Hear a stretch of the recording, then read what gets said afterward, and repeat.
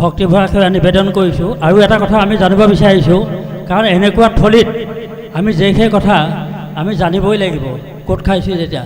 গতিকে আপোনাৰ পৰা এটা কথা আমি জানিব বিচাৰিছোঁ, আপোনাৰ আগত যিজন ব্যাখ্যাকাৰ তেখেতে এটা ভাষ্য দাঙি ধৰিছিলে যে চিধা চিধি আধ্যাত্মিক দিশলৈ যোৱা কথাটো, কিন্তু তান্ত্ৰিক যেতিয়া হয় তেতিয়া আধ্যাত্মিকলৈ যাব পাৰে আৰু আধ্যাত্মিকৰ পৰা পৰমাৰ্থিকলৈ যাব পাৰে। আৰু জাগতিক জীৱন শেষ নকৰিলে আধ্যাত্মিকটো নাপায়, আধ্যাত্মিকটো নাপালে এইটো পৰমাৰ্থিকটো নাপায়। তেখেতে ক'লে যে ভগৱন্তৰ নাম ল'লে আধ্যাত্মিক দিশটো পায়। কিন্তু কথাটো হৈছে কি, তান্ত্ৰিক প্ৰথমতে আমি সৰু হ'ব লাগিব, সৰুৰ পৰা আমি ক খ শ্ৰেণী জনাৰ পিছতহে আমি ABCD বা মেট্ৰিকলৈ যাব পাৰিম। গতিকে ডাইৰেক্ট আধ্যাত্মিক হ'ব পাৰে জানো, বা জাগতিক জীৱন শেষ কৰিব নোৱাৰিলে তেতিয়া আধ্যাত্মিক চিধা চিধি যাব পাৰে জানো? মই এইটো কথাকে কৈ মই আজি জানিবলগীয়া কথাকেইটা মই সমাপ্ত কৰিছোঁ। আপুনি অনুগ্ৰহ কৰি ক'লে মই ভাল পাম। কৃষ্ণ কৃষ্ণ কৃষ্ণ কৃষ্ণ। এতিয়া কেনেকৈ ইমান ডাঙৰ শিলগুটি এটা দিছে, কেনেকৈ ভাঙো আৰু নহয়নে বাৰু? তেৰাই কৈছে জাগতিক বস্তুবিলাকৰ পৰা ডাইৰেক্ট মানে আধ্যাত্মিকতালৈ আমি যাব পাৰিমনে, এই বিষয়টো তেওঁ কৈছে। গতিকে চাওক, আমাক মনুষ্য শৰীৰটো দিছে, সেইকাৰণে আমি ইয়াৰ পৰাও দুটা দৰ্শন ল'ব লাগিব। অৰ্জুনক কৈছিলে গীতাত যে হে অৰ্জুন, ভগৱন্তই কৈছে যে বিষয় লাগিবই, জাগতিক বস্তু লাগিবই বোলে। কিয়? কাৰণ নহ'লে জাগতিক বস্তু নহ'লে, বিষয় নহ'লে ইটো দেহা নৰহে। আপোনাৰ মোৰ শৰীৰটোৱে লগে দিবনে বাৰু?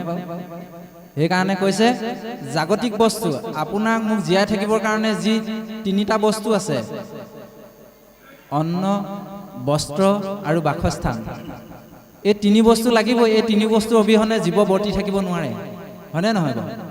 কিন্তু তাৰ মাজতে থাকি আপুনি মই কি কৰিব লাগিব? আধ্যাত্মিকতালৈ অকণমান গতি কৰিবলৈ চেষ্টা কৰিব লাগিব।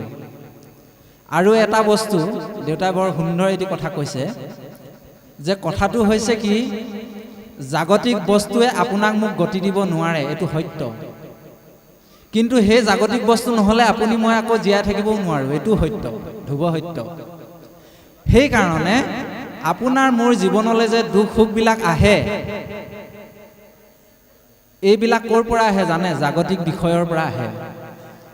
আৰু আপোনাৰ মোৰ মনটোক পৰমানন্দ আনি দিব নোৱাৰে এই জাগতিক বস্তুবিলাকে। কিয়? কাৰণ আপোনাৰ মোৰ আত্মাবিলাক হৈছে, জীৱ হৈছে আধ্যাত্মিক। গতিকে এই আধ্যাত্মিক জীৱবিলাকক পাৰ্থিৱ বস্তুৱে, জাগতিক বস্তুৱে পৰমানন্দ আনি দিব নোৱাৰে। তাৰমানে আপোনাৰ হ'বক আজি বোলে ঘৰ হৈছে, চাকৰি হৈছে, বিভিন্ন বংশ পৰিয়াল ধুনীয়াকৈ এটা সুস্থ হেৰি হৈ আছে, হয়নে?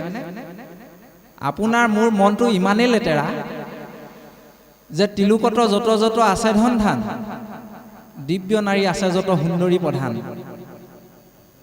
গোটেই বিশ্বৰ ইন্দ্ৰৰ শশীকোক যদি আনি দিয়া যায় বোলে, সেইগৰাকীকো দুদিনমানৰ পিছত বেয়া লগা হ'ব বোলে, আৰু কোনোবা ধুনীয়া আছে নেকি বিচাৰিব। আপোনাৰ মোৰ মনটো ইমানেই লেতেৰা, হয়নে? গতিকে আপোনাৰ মোৰ মনটো কোনোবাই পুৰাব পাৰিব নেকি? আশাবিলাক নোৱাৰে। সেইকাৰণে কৈছে আপোনাৰ মোৰ মনটো কেতিয়াও সুখী কৰিব নোৱাৰে এই পাৰ্থিৱ বস্তুবিলাকে, এই জাগতিক বস্তুবিলাকে। সেইকাৰণে এই জাগতিক বস্তুবিলাকৰ পৰা আমি অকণমান ছাইড কাটি আধ্যাত্মিকতালৈ আহিব লাগিব, যাতে জীৱবিলাকে পৰমাত্মাৰূপী প্ৰভু ভগৱন্তৰ ধামলৈ গতি কৰিব পাৰে। এই মনুষ্য শৰীৰটো এটা জাগতিক শৰীৰ, হয়নে?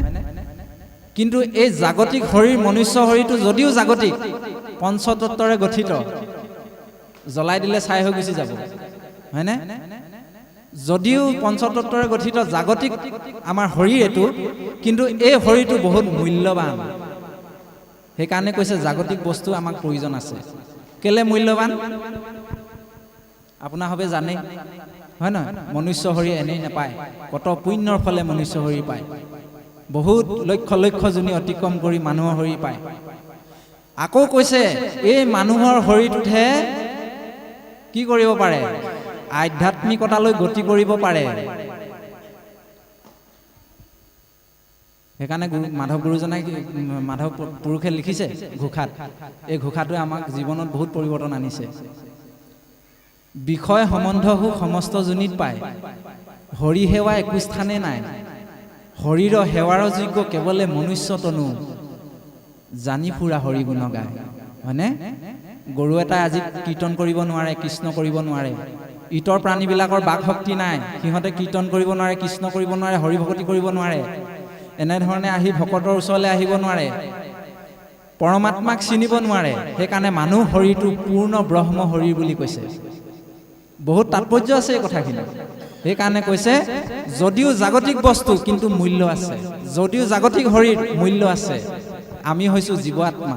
সেইকাৰণে আমি চিধাই চিধাই আধ্যাত্মিকতালৈ গতি কৰিব নোৱাৰোঁ আমি, কিন্তু এই চিৰিবিলাক অতিক্ৰম কৰিব লাগিব। নৱদা ভক্তি দিছে ইয়াৰ কাৰণে, শ্ৰৱণ কীৰ্তন অৰ্চন বন্দন স্মৰণ পদসেৱন দাস্য সখিত্ব আত্মনিবেদন। এই নৱদা ভক্তিৰ ভিতৰত শ্ৰৱণটো আটাইতকৈ শ্ৰেষ্ঠ বুলি কৈছে, কিন্তু প্ৰাথমিক বুলিও কৈছে। পৰীক্ষিতেতো এয়া শ্ৰৱণহে কৰি আছে নাই? তেওঁতো শ্ৰৱণ কৰি কৰিয়ে গতি পালে। গতিকে এই শ্ৰৱণৰ দ্বাৰা, শ্ৰৱণ তাৰপিছত কীৰ্তন, এনেধৰণে আমি চিৰিবিলাক জীৱ আত্মাবিলাকক আপুনি মই ভগৱন্তৰ নাম, এই আত্মাৰ খাদ্য, আজি আপোনাৰ ভাৱে আপুনি মই আত্মাৰ খাদ্য খুৱাইছোঁ দেই। এই আত্মাৰ খাদ্যটো খুৱাব পাৰিব লাগিব, তেতিয়াহে যদিও জাগতিকত আছোঁ, তেতিয়াহ'লে জীৱই আধ্যাত্মিকলৈ গতি কৰিব পাৰিব। হয়নে নহয়? সেইকাৰণে জীৱ আত্মাই প্ৰাৰ্থনা কৰিছে কি বুলি? অ ৰাম জীৱ আত্মাই কান্দি আছে, ও পৰমাত্মাক চাই, ও ভাই পৰমাত্মাক চাই, ও কলৈ যোৱা কলৈ যোৱা মোক এৰি ভাই, ও কলৈ যোৱা মোৰে প্ৰাণ ভাই। হে পৰমাত্মাৰ ৰূপী প্ৰভু ভগৱন্ত, মোক অকলে এৰি থৈ কলৈ যোৱানো তুমি? মোক অকলে এৰি থৈ নাযাবা, ময়ো যাওঁ লগতে তোমাৰ লগত, মোকো লৈ যোৱা। ইয়ে ৰাম চকুৰে মই নেদেখোঁ, কাণেৰে মই নুশুনো, হয়নে? অ আগলৈ মোৰ নচলে ভৰি, অ ৰৈ যোৱা তোমাৰ লগত ময়ো যাম চলি। চকু কাণ নাক জিভাই আমাৰ একো নাই, ভৰিও নাই, গতিকে তুমি ৰোৱা, তোমাৰ লগত আমি যাব বিচাৰিছোঁ। জীৱ আত্মা এই বুলি প্ৰাৰ্থনা কৰিছে, আপুনি মই এই বুলি প্ৰাৰ্থনা কৰিছোঁ। কি ভগৱন্তই কৃপা কৰিব নি এই বুলি প্ৰাৰ্থনা কৰিলে? নকৰে। ভগৱন্তই কি বুলি কৈছে? ভগৱন্তই এতিয়া কি বুলি উপদেশ কৰিব আমাক, বা পৰমাত্মা কি বিচাৰিছে?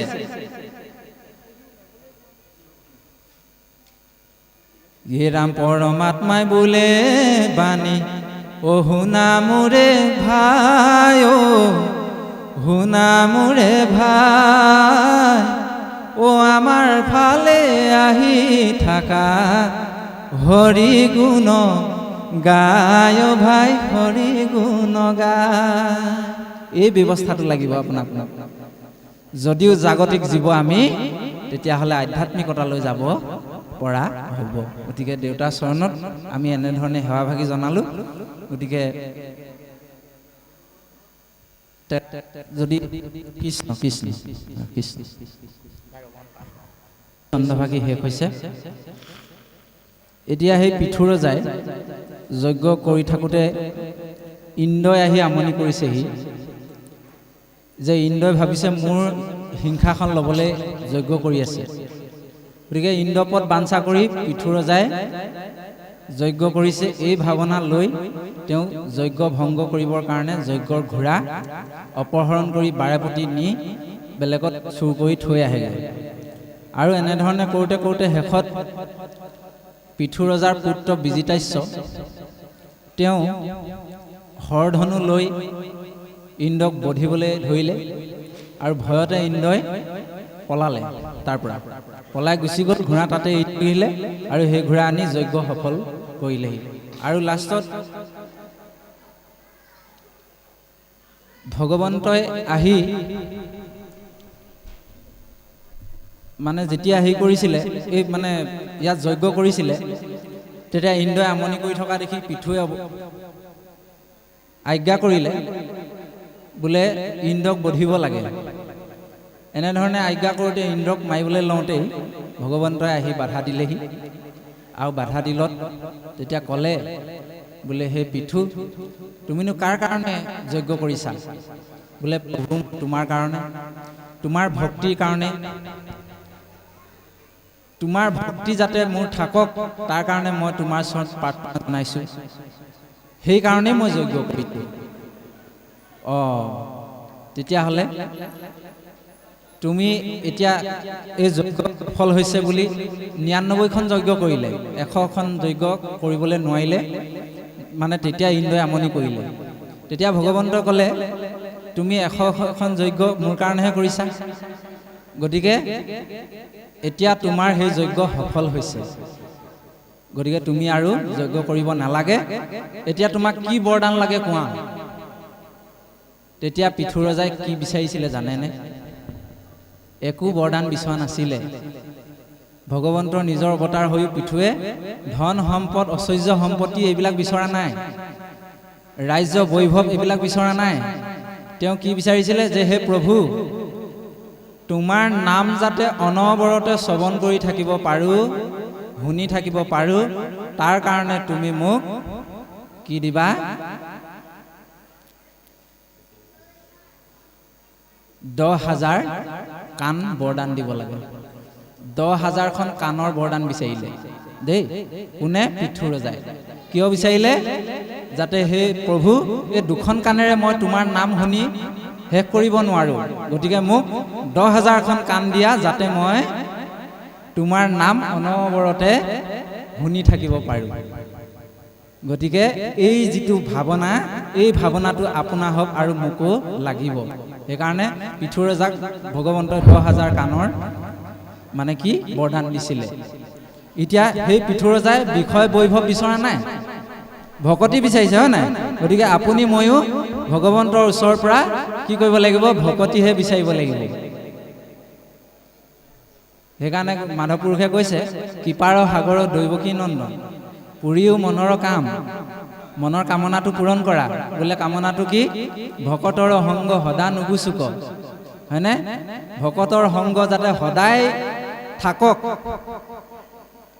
এইটো কৃপা কৰিব লাগিব। কৃপা কৰা প্ৰভু, মুখে তোৱা গুণ নাই, ভগৱন্তৰ নাম যাতে সদায় থাকে তাৰ কাৰণে কৃপা কৰিবা, হয়নে নহয়?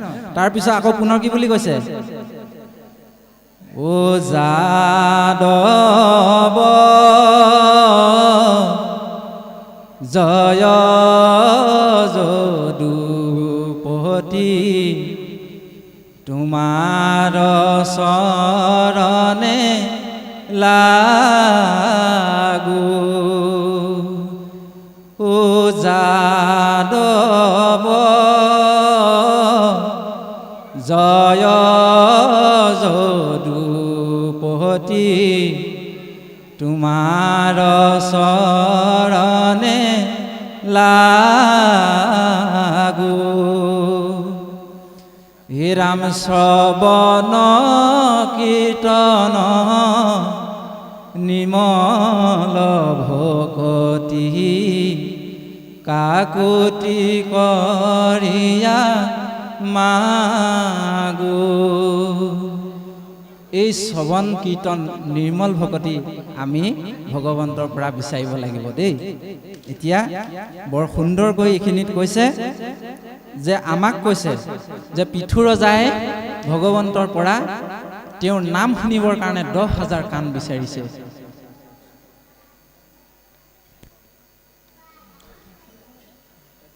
এই অধ্যায়টো মানে আৰু অকণমান আছে, আমি অকণমান আলোচনাত আগবঢ়াই লওঁ। ইয়াত শেষত ক'লেগে যে পাঠৰ শেষত আমাক এটি উপদেশ কৰিছে যে শুনা সভাহত ভাগৱত পদ ৪ৰ্থ স্কন্ধৰ কথা, পাতকৰ যম ভম নিৰূপম নাহিকে আত অন্যথা। আৰু ইয়াত এটি কথা ক'লে, কেতিক্ষণে কৈত কাৰ প্ৰাণ যায় নাহিকৈ তাৰ নিৰ্ণয়, ইটো বিষয়ত সুখ লেখ নাই হবে মহা দুখময়। হয়নে? এতিয়া আপুনি মই মনুষ্য শৰীৰটো ধাৰণ কৰিছোঁ হয়, কিন্তু ইয়াত কৈছে একেবাৰে খন্তেকীয়া, এই আছোঁ এই নাই। সেইকাৰণে আমাক কৈছে যে হে নৰসকল, হাতে বাটে কৈতো মিলৱই মৰণ, ক'ত হাতে বাটে ঘাটে মৃত্যু আছে ক'ব নোৱাৰা। সেইকাৰণে তোমালোকে কি কৰিবা, বৃথা আয়ু নোযোৱাই অকণমান ঈশ্বৰৰ নাম গুণ কীৰ্তন কৰা, তেতিয়া আমাৰ কি হ'ব, অকণমান হ'লেও পুণ্য অৰ্জন হ'ব বুলি এই আমাক পাঠে এইখিনিত কৈছে।